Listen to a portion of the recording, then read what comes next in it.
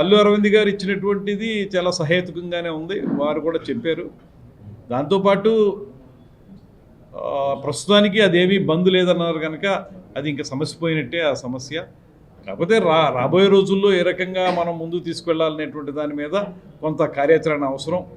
ఎందువల్లంటే దీనికి పరిశ్రమని తొలి నుంచి కూడా గౌరవం ఇస్తూ పరిశ్రమ ద్వారా రాష్ట్రంలో చలనచిత్ర పరిశ్రమాభివృద్ధి జరగాలని ఇప్పుడు కానీ ఉమ్మడి రాష్ట్రంగా ఉన్నప్పుడు కానీ చాలా కృషి చేసినటువంటి ముఖ్యమంత్రి శ్రీ చంద్రబాబు నాయుడు గారు.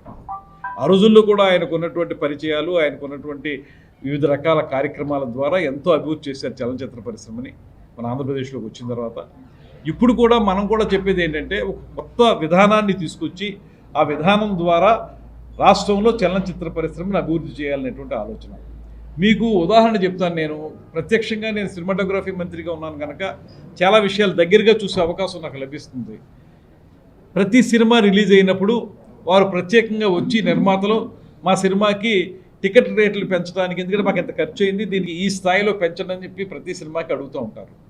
అడిగినప్పుడల్లా మేము డిపార్ట్మెంట్తో మాట్లాడడం.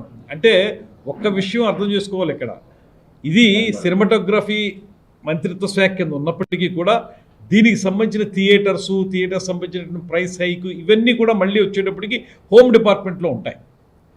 హోమ్ శాఖ యొక్క ముఖ్య కార్యదర్శి ఎవరైనా ఉంటారో ఆయన పరిధిలో ఉంటాయి. ఇప్పుడు ప్రతిసారి ఏమవుతుందంటే ఈ రకమైనటువంటి పర్మిషన్లు ఇచ్చినప్పుడు మేము పరిశ్రమ యొక్క బాగోగులను దృష్టిలో పెట్టుకుని డిప్యూటీ సీఎం గారు కూడా మాకు చెప్పిన మాట ఏంటంటే సినిమా రంగానికి మనం సహకారం అందించాలనేటువంటి మాటతోటి వారు ఎప్పుడు కూడా ఏ సినిమా ప్రైస్ హైక్ చేయాల్సి వచ్చినప్పటికీ కూడా వారు సరైనటువంటి సూచన చేస్తూ ఉన్నారు. దాన్ని బట్టి మేము పెంచడానికి ఒక ఫైల్ మూవ్ చేస్తూ ఉన్నాం. అయితే హోమ్ డిపార్ట్మెంట్ వారికి వచ్చిన ఇబ్బంది ఏంటంటే ఫైల్ అల్టిమేట్గా యాక్సెప్ట్ చేయాల్సిన వారు అలా చేసినప్పుడల్లా ఎవరో ఒకళ్ళు పబ్లిక్ ఇంట్రెస్ట్ లిటిగేషన్ పెడుతున్నారు. పబ్లిక్ ఇంట్రెస్ట్ లిటిగేషన్ పెట్టినప్పుడు ఏమవుతుందంటే ఈ రేటు ఇంత ఎందుకు పెంచారనేటువంటి కోర్టులో వేస్తున్నారు. కోర్టులో వేసినప్పుడు ప్రతి సినిమాకి కూడా ఆ ప్రిన్సిపల్ సెక్రటరీ గారో లేకపోతే ఆ డిపార్ట్మెంట్ చెందిన వారో కోర్టుకి వెళ్ళి సమాధానం చెప్పుకోవాల్సిన పరిస్థితి వస్తుంది. ఈ పరిస్థితుల్లో వాళ్ళు వెంటనే దాన్ని ఆమోదించడానికి ఇబ్బంది పడినప్పటికీ కూడా డిప్యూటీ సీఎం గారు కానీ సీఎం గారు కానీ లేదు మనం ఏదో రకంగా సినిమా పరిశ్రమకి మనం సహకరించాలనేటువంటి మాటతోటి వారు రేటు పెంచుకోమన్నప్పుడు మనం సహకరిస్తున్నాం. దాన్ని బట్టి నేను కూడా హోమ్ సెక్రటరీ గారితో మాట్లాడి మీరు కొంచెం యాక్సెప్ట్ చేయండి అని చెప్పి ఆమోదింపజేసేటువంటి కార్యక్రమాన్ని ఈ సంవత్సర కాలంగా కూడా చాలా ప్రతి సినిమా విషయంలో చేస్తూ ఉన్నాం. ఇవాళ అలా చేస్తున్నప్పుడు మాకు ఇబ్బందులు ఉన్నప్పటికీ కూడా డిపార్ట్మెంట్ పరంగా కానీ ప్రభుత్వ పరంగా ఇబ్బందులు ఉండి కోర్టులకు వెళ్లాల్సిన పరిస్థితి ఉన్నప్పటికీ కూడా నిర్మాతలు అంటే వాళ్ళు ఒకళ్ళే కాదు, నిర్మాతలు, ఎగ్జిబిటర్సు, డిస్ట్రిబ్యూటర్సు వాళ్ళ మీద ఆధారపడినటువంటి వందలాది కుటుంబాలు వాళ్ళ సినిమా ఇవాళ తీయటువంటి పెద్ద సినిమా అంటే 3-4 సంవత్సరాలు పడుతుంది. 3-4 సంవత్సరాల కాలంలో వాళ్ళకి అయ్యేటువంటి వ్యయ ప్రయాసం, వడ్డీలు పెరిగిపోవడం ఇవన్నీ దృష్టిలో పెట్టుకుని వాళ్ళకు రూపాయి రేటు పెంచితే వాళ్ళకి ఉపయోగపడుతుంది అనేటువంటి మాట. రూపాయి రేటు వాళ్ళకి పెంచితే అందులో పావళ మాకు జిఎస్టీ ద్వారానో ఎస్జిఎస్టీ ద్వారానో మాకు రాష్ట్రానికి కేంద్రానికి కూడా వచ్చేదానికి అవకాశం ఉంది. దీనివల్ల కూడా దృష్టిలో పెట్టుకుని ఇది చాలా కేటగారికల్గా క్లారిటీ ఇచ్చారు ఆయన. లాస్ట్ టైము మీకు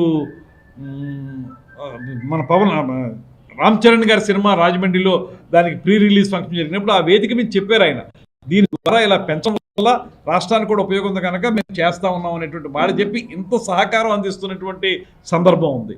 ఇవాళ కొంతమంది మాట్లాడుతున్న మాటను మాత్రం నేను ఆక్షేపించాలి, తప్పదు. కొంతమంది ఏమంటారు, మేము నిర్ణయ సమస్యలు పరిష్కరించుకుంటాం, మాలో మేము చేసుకోగలం, దీంతో ఎవరితో బయట వాళ్ళు ఎవరు రావక్కర్లేదు అనేటువంటి మాట అది అహంభావపూరితంగా అనిపిస్తుంది తప్పితే ఇంకో రకంగా కాదు. ఎందుకంటే పరిశ్రమ అభివృద్ధి జరగాలంటే ప్రభుత్వ సహకారం ఉండాలి. ప్రభుత్వానికి కూడా పరిశ్రమని ఇవాళ మనం సినిమా పరిశ్రమని ఒక ఉన్నతంగా చూస్తూ ఉన్నాం.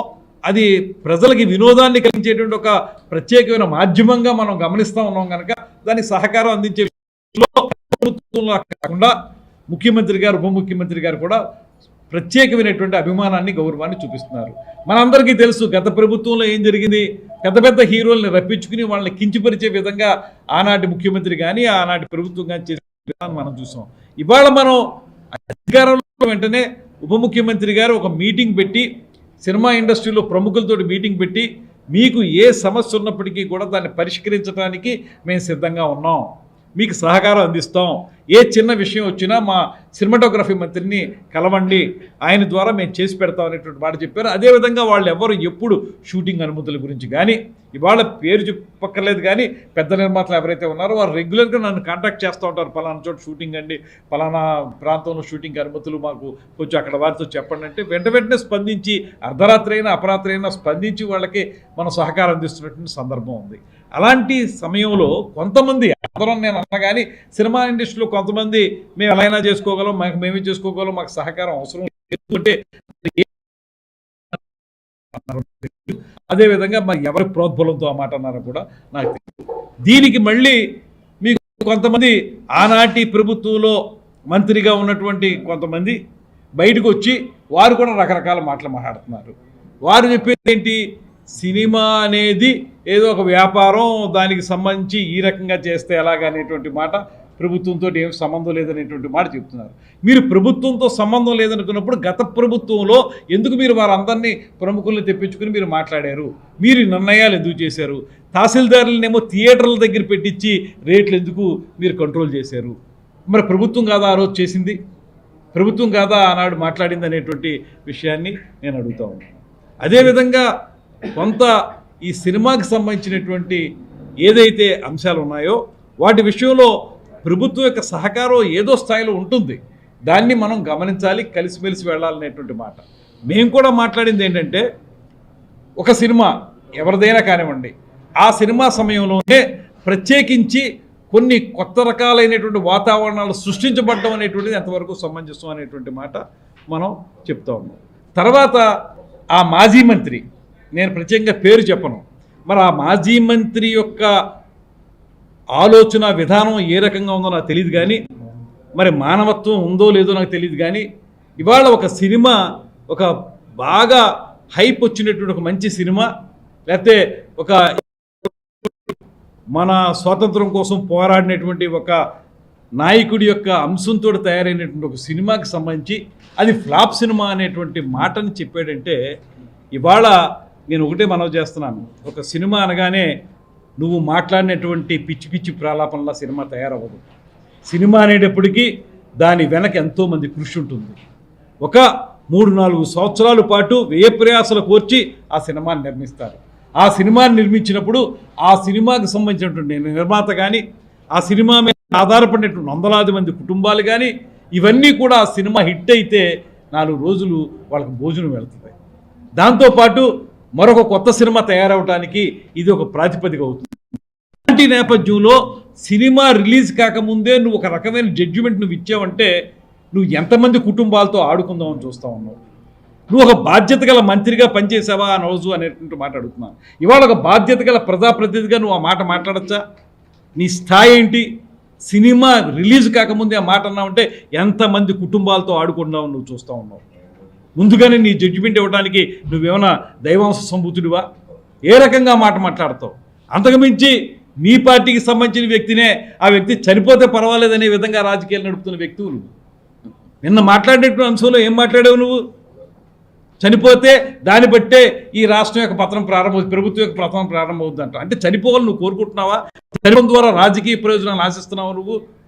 ఏమిటి నీ ఆలోచన? ఎక్కడైనా సరే నీ దగ్గర మానవత్వం లేదనేటువంటి మాట అనిపిస్తూ ఉంది. తర్వాత మేము డీజీపీ గారికి చెప్పి వీళ్ళందరినీ అరెస్టులు చేసేమన్నామని చెప్పేటువంటి మూర్ఖపు మాటలు మాట్లాడుతూ ఉన్నాం.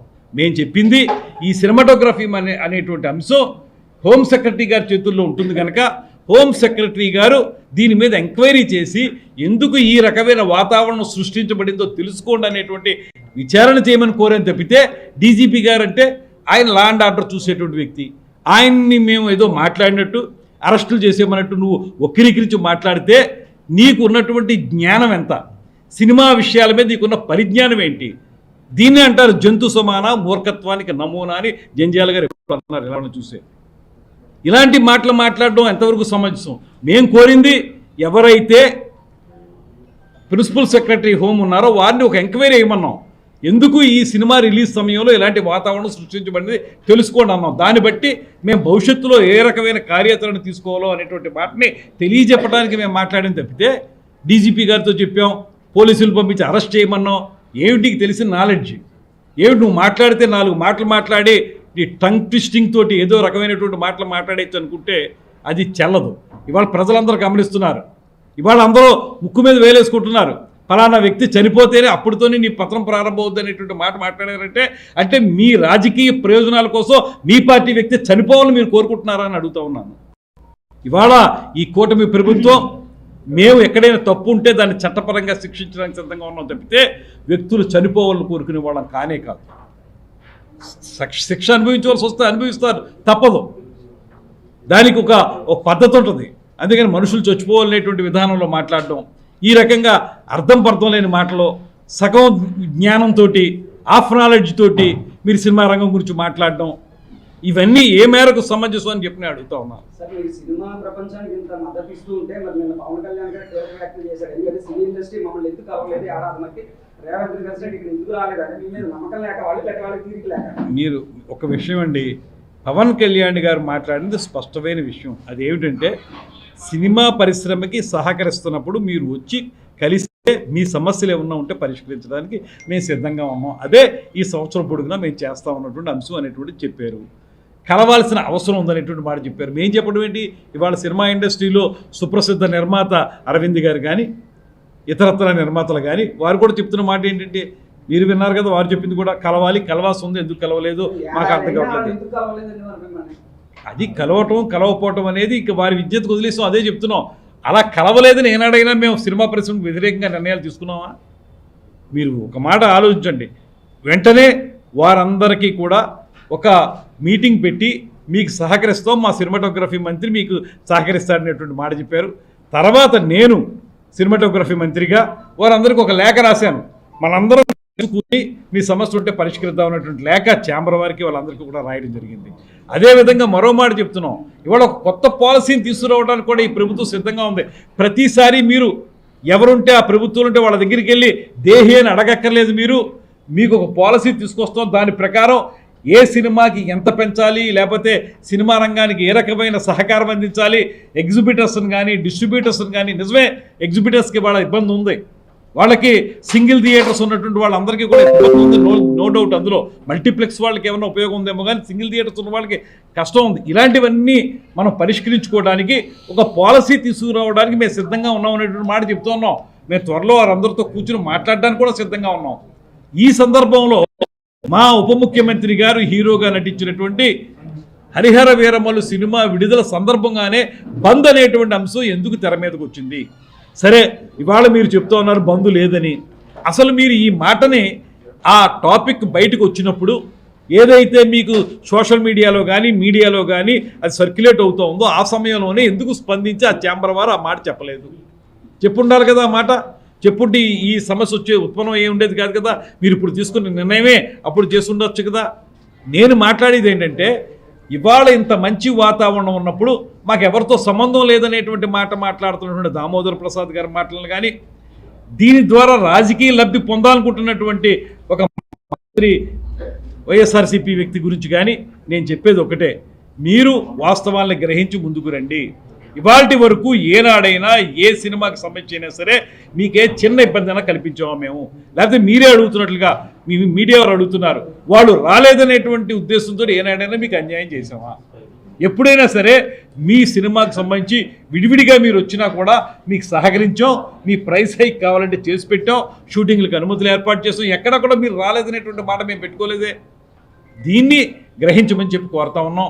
అందరూ కలిసికట్టుగా మీరు రండి, ఎగ్జిబిటర్స్ కానీ డిస్ట్రిబ్యూటర్స్ కానీ నిర్మాతలు కానీ అందరూ కలిసి వస్తే ఈ ప్రభుత్వం సంపూర్ణంగా సహకరించడానికి ఎల్లవేళ సిద్ధంగా ఉంది. ఇవాళకి కూడా అదే మాట మీద నిలబడుతున్నాం మేము.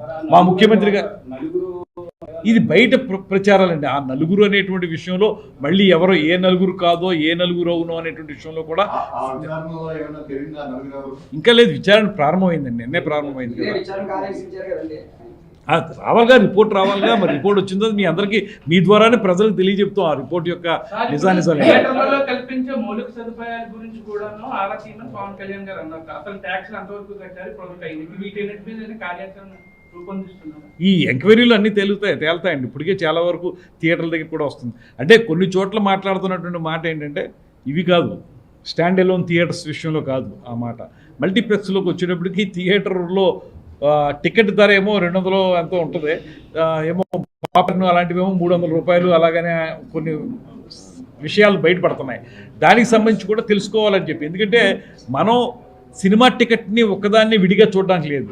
ఒక సినిమాకి వెళ్ళినటువంటి ఫ్యామిలీ వాళ్ళకి మొత్తం మీద ఎంత ఖర్చు అవుతుంది, ఇవన్నీ కూడా దృష్టిలో పెట్టుకోవాలి. కానీ వాటి మీద కూడా విచారణ జరగాలని చెప్పి మేము కోరుతా ఉన్నాం.